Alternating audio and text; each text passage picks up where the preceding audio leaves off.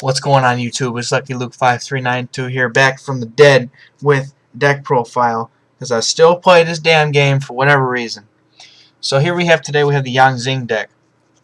I've seen a few, and I don't like any of them, and it's kind of sad that these haven't topped really any events yet. So I'm hoping that maybe this profile will put them in the right direction. I feel like this build is geared toward a lot of the meta right now, so we're just gonna go through it and we'll see what everybody else thinks. So we're gonna play 3 to Fire Dude. I'll explain these all guys in a minute. Play 3 of the Fire Dude. He's the beater. He's got a lot, 1900 attack. He's got a big dick. He's like just going over everything. Then there's the sort of big dick dude. He's got 1600 attack. There's the Water. He's got the big booty. He's got a 2k booty. And the Wind has got a littler booty. He's 1800 booty. Each of these are non-tuners, and then when they are synchroed for any sort of synchro monster whatsoever, each of them gains different effects based on which of the synchro monsters that were sent for its summon. So the Wind one, for example, makes the monster synchro summoned with it immune to spells. The Trap will make it immune, or the Water will make it immune to traps. The Earth will make it unable to be destroyed by battle, and the Fire will give the monster 500 attack. So, for example, you throw down that Chi-Wen, that young Chi-Wen, the 1-star tuner of the deck. You throw him down with Fire, and you get like a 2800 attack Armides, or you just combine them and get all these crazy effects that kind of piss off your opponent if you do it right.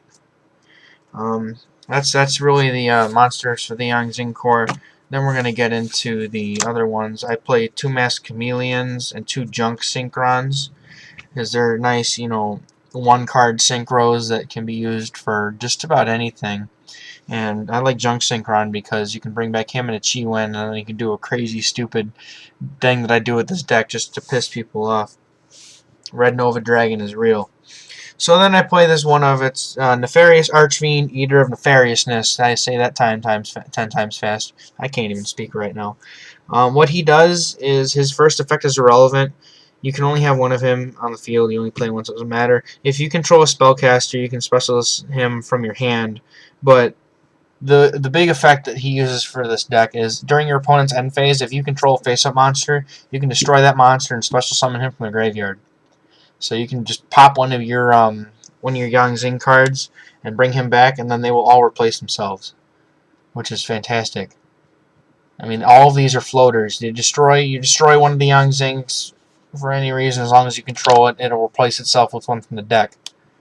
And another neat thing I forgot to add about the Yang Zing non-tuners is that they all have an effect that during either player or during your opponent's main or battle phase, you can use them to synchro. Like a Formula Synchron, you can synchro on your opponent's turn with these. And it is a quick effect, so if you have 2 of them face up, you can your opponent can be like, oh, I'm going to chain Emptiness, and then you can just use the other one and do it anyway. You just kind of just do cool shit.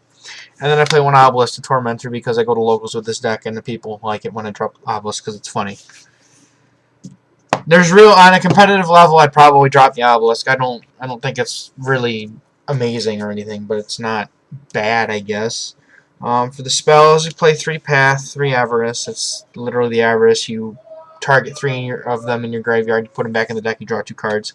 2 MSTs, and then staple 1-ofs. You got Raigeki, Dark Hole, Mind Control because this is a synchro deck. You always place Mind Control in the synchro decks, and Soul Charge because it's a 1-of Saki shitty card that nobody likes to deal with. So then we're going to the traps, did the spells. We got 3 Yang Zing creation.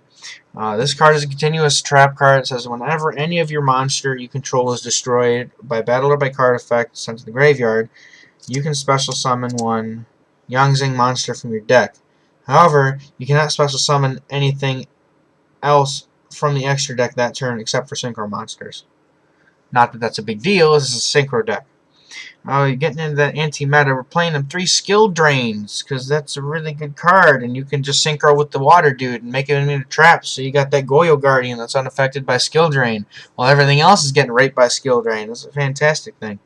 2 Call the Haunted because Call the Haunted and Obelisk is ridiculous, as well as being able to bring back any of these other monsters to synchro with them. Do stuff like that. My favorite floodgate you can play with this deck is And the Band Played On. For those of you who don't know what this card does, it says that neither player can control a monster of the same rank or level as one they control. So you can't have 2 level 4s, you can't have 2 rank 4s on the board. Not that you care, because almost all of your monsters are different levels anyway. So let me have these 1-ofs. I play 1 Needle Ceiling. I might bump that to 2 if I have the chance to make some room if I go to regional, which I probably will with this deck, because I don't care about my invite anymore. I'm kind of done being competitive and stuff, but if I get it, then I'll go.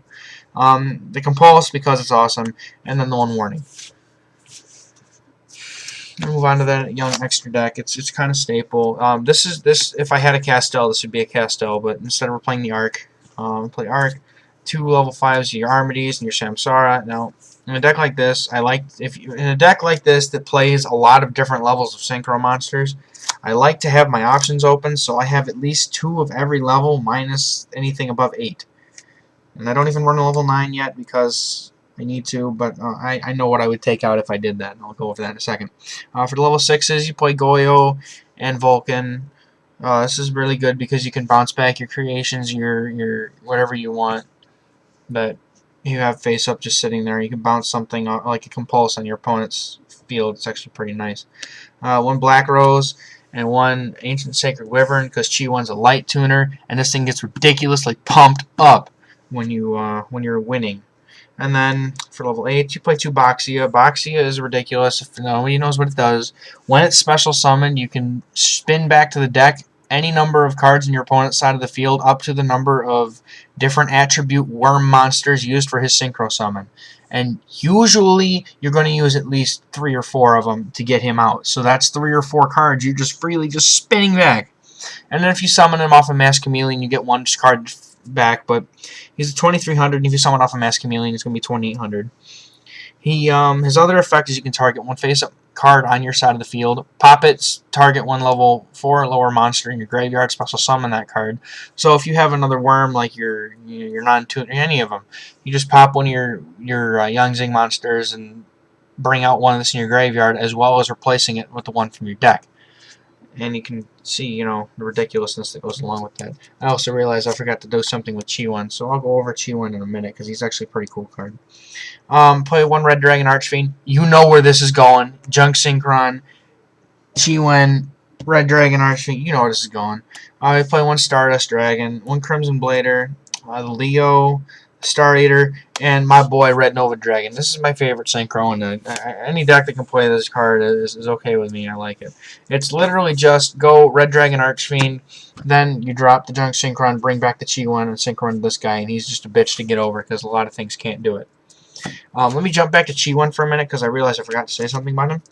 Aside from having all of the regular Yang Zing replace himself when he's destroyed effect, when he's in the graveyard, and one of your Yang Zing monsters gets destroyed, he can activate, put himself on the chain, and he can bring himself back from the graveyard, special summon himself when one of those is destroyed. But when he leaves the field, he gets banished. So some people have been maining Imperial Iron Walls to deal with this, so you could just continuously loop your Chi-1s like a boss and never have to worry about them getting removed. But all the same, that could be, a problem for some people. It depends. It's not a bad call for the meta. I mean, because a lot of the decks play Chaos Monsters and stuff. But all the same, there are decks that, Shadows and Burning Abyss don't want their stuff being banished anyway, so it's kind of pointless. For the side deck, I'm playing 2 Noblemen Across out to deal with Shadows. I play 2 Ice Hand, 2 Fire Hand to deal with rogue decks like Gravekeepers and Gears. 2 Flying Seed to deal with Xyz heavy decks. 2 Chain Disappearance to deal with those Burning Abyss players, and pretty much anything else. Like, I opened 2 of this against a Frog player, knocked his Ronin Totems, and knocked his Swap Frogs, and that was it. He was just like, I can't play in the game anymore, and then he scooped. So that's a good thing. I mean, it's a really good card right now. Deep Dark Trap Hole for Shadows mostly, but then you can play it against, like, Dragon Ubers and stuff too. There's the 3rd MST. Play that Young Grand Mole. And again, locals, because I'm just fucking around. I was siding a Slifer because I needed a 1-of card, and Slifer against Burning Abyss is kind of funny when they start summoning and looping all their shit, and then Slifer just keep blowing it up, and they can't really, they just like they have to stop, and they can't do anything else about it. So you've noticed these little beads sitting here. I love these. These are cool. They're like little Mancala beads. I use them to keep track of the effects of my synchro monsters. I feel like this is a very good way to do it. And you can also use them for things like, you know, your elemental dragon effects and stuff too. You can probably pick these up at almost any game store or any gemstone place really for probably really cheap. There's one for fire, water, earth, and wind. It's pretty simple to keep track of. I think that's about it. If you have any thoughts or suggestions, go ahead and leave a comment. You know, rate, subscribe, all that good stuff. I ain't that well known, but I try. I really try. And I hope you guys can, you know, learn from this video. Something I did note, I wanted to notice is like if I'm going to a regional, I'm probably going to take these out because with the skill drains, the chameleon and the junk synchrons, they don't ever go through and they just sit in my hand. So wanted to note that before I forgot. So that's it. That's an 11-minute deck profile. Thanks for watching. Stay lucky, guys. Have a good one.